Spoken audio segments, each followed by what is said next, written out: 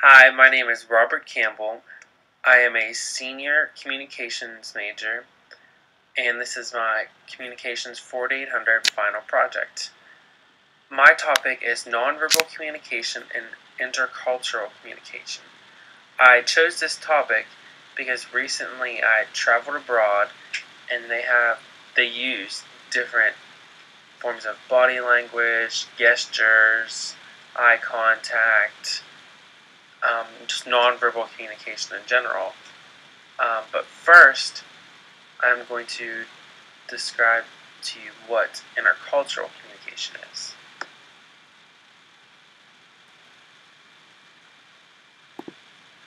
First, I will tell you what intercultural communication is. According to Richmond, McCroskey, and Hickson, intercultural communication is communication between peoples of different cultures. This just means people from two different cultures, for example, an American and a German, communicating. But these people will interpret things differently depending on their culture.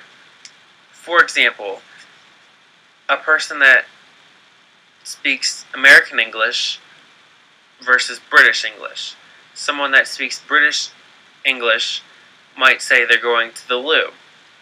Well, the loo in British English means the restroom or bathroom. We might not understand that here in American English. And another example would be a person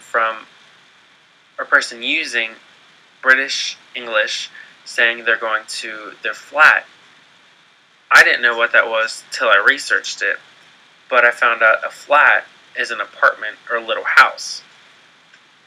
So different cultures have different variations for words and other things in nonverbal communication. Cultures with similar traits have an easier time communicating.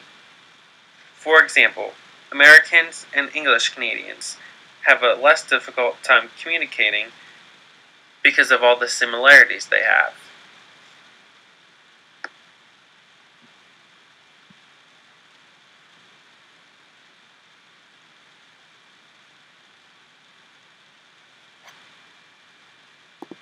There are several variations to intercultural communication. For example, there's cross-cultural and transcultural communication.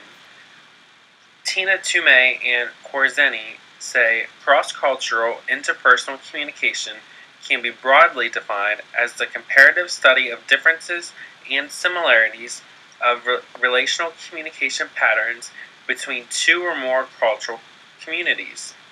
Another definition would be international communication. This is communication between official representatives of nations, and it's usually for a political nature.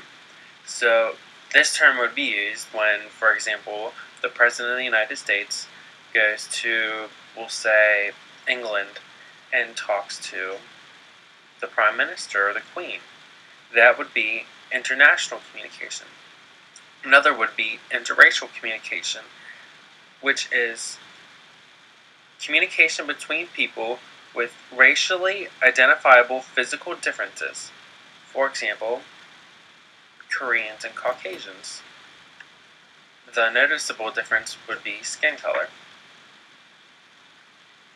One important term is subcultures. A subculture is a group of people within a general culture who may be culturally different from one another yet share many of the characteristics of the general culture. For example, in the United States, this could be senior citizens, gay and lesbian, Hispanic Americans, different little groups that form. But they share our overall culture, but they also have some of their own beliefs mixed in.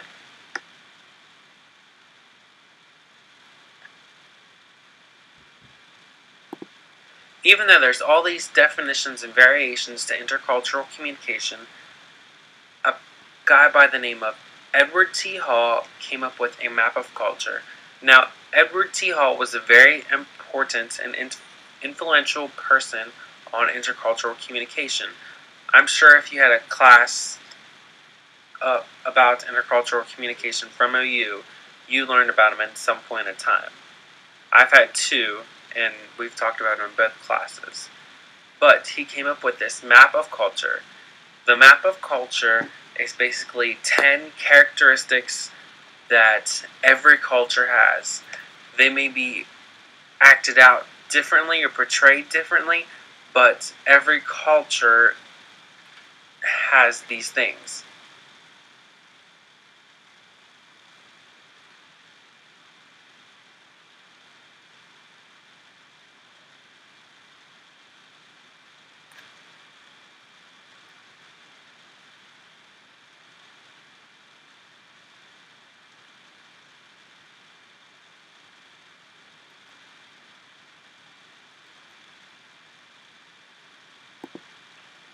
Now, Thomas Maddox and Lowry Hart also have 3 characteristics they believe all cultures have.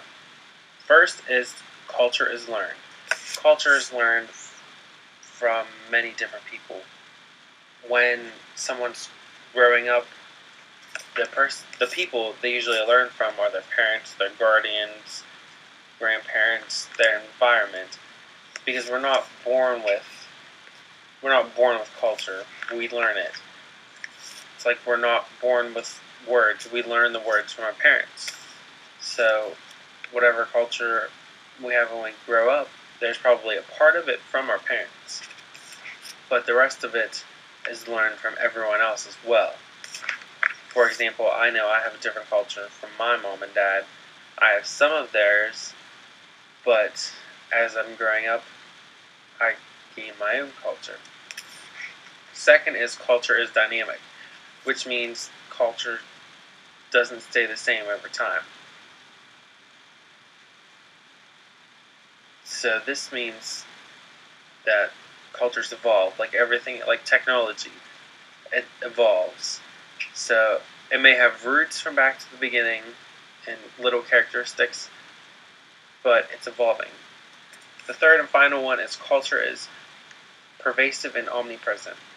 Now, Lowry, Hart, and Thomas Maddox say that they're both visible and invisible things which surround us that compromise our culture. So an example would be to think of something that describes Americans. Well, some people may say Americans can be described by baseball, apple pie, dogs, and Chevrolet. Well, personally, I don't think that's the same perspective as it was now, but back in the 70s and 80s, that's the way many people thought. Now on to the foundations of culture. There are 2 important foundations to culture. The first one is xenophobia. Xenophobia, according to Richmond, McCroskey, and Hickson, is the fear of strangers. This trait everyone has. Everyone at some point in their life is afraid of strangers. I don't care if you say you're not, but at some point in your life, you're going to be scared of where the person comes from. You're going to be scared of their different culture. If you don't learn about their culture, then you're going to be scared. You're going to see them as a stranger, and then you'll have xenophobia. Next is ethnocentrism. Ethnocentrism is derived from the Greek words ethnos and kentron, which means nation for center. In combination, these words suggest that one sees one's own nation or culture as the center of their universe, as described by Richmond, McCroskey, and Hickson. Which is true because a lot of people, most people I would say, think, oh yes, they believe that their culture is number one, it's everything, it's in the center of everything. Which is true for mostly everyone. They believe in their culture.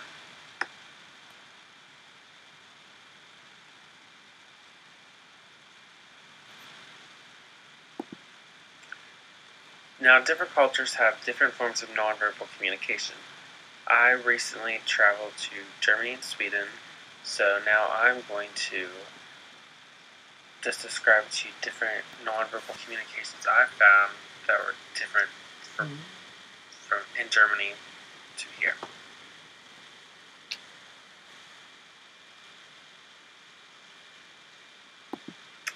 First, we'll look at Germany. I remember when I was in Germany seeing different types of nonverbal communication, or different variations between Germany and the United States. First, let's look at gestures.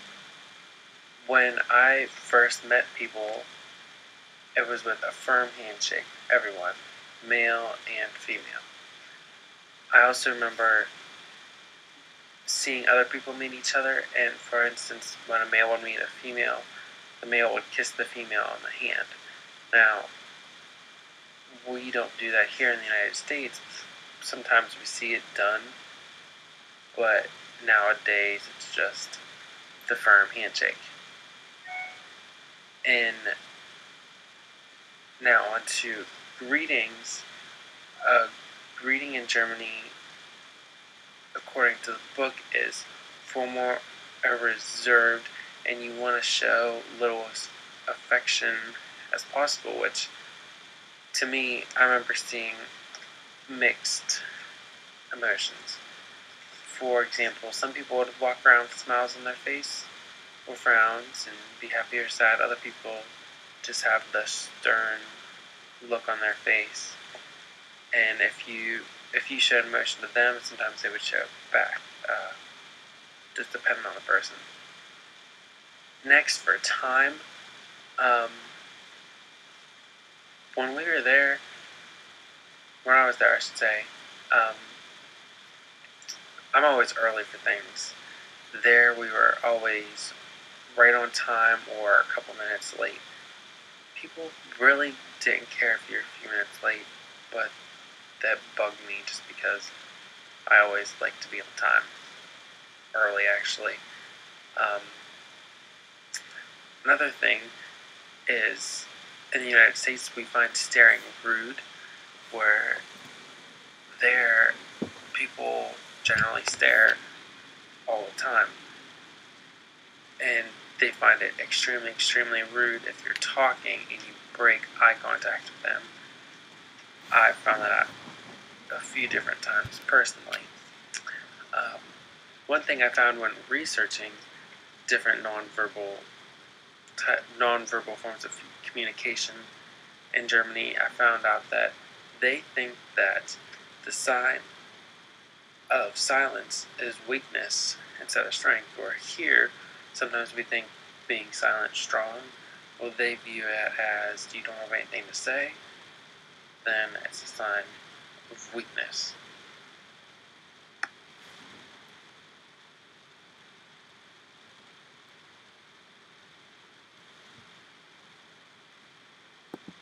Now I'll discuss some nonverbal communication I saw in Sweden. First, with the greetings, the firm handshake was the same as Germany. One different thing was when men met women, if the man was wearing a hat, he would tip his hat to the woman. At first I thought it was funny, but then I realized, oh, this must be a way of their culture. It's just the greeting they used when they met women, when men met women, and I noticed it at all different ages, not just middle-aged people. Young people my age were doing it too. Another big thing is eye contact, same as Germany. If you break eye contact with someone, they wonder what you're looking at, what was your distraction. I had one person ask me, am I boring you, just because I looked away a few times. So eye contact is very important. I think some of these overlaps are kind of similar just because regional. Germany and Sweden are about a half an hour flight away from each other, so I think that may be why some of the things are kind of similar, but I mean they do have their variations. One other major thing was Swedish people like their distance. They want you to be an arm's length away, because if you get too close, they feel very uncomfortable. I found that out. First I noticed it, and then when I researched it, I found out that they don't like being close to each other. They like their space.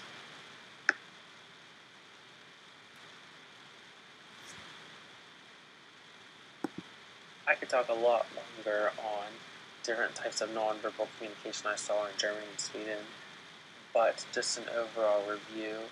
Just remember, different cultures have different meanings for different types of body language.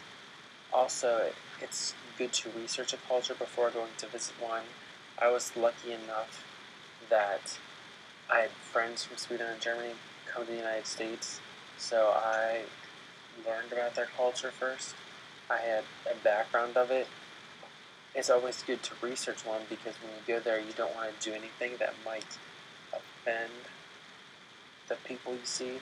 Because if you're going there for 2 weeks and say on the first day you do something disrespectful in that culture, then those people would be mad at you for the rest of your stay. Also, just remember to be non-judgmental and patient. Just think before you speak, because maybe their daily activity is something you would never do, and you might form opinions about it in a negative way. Just remember, be non-judgmental and patient.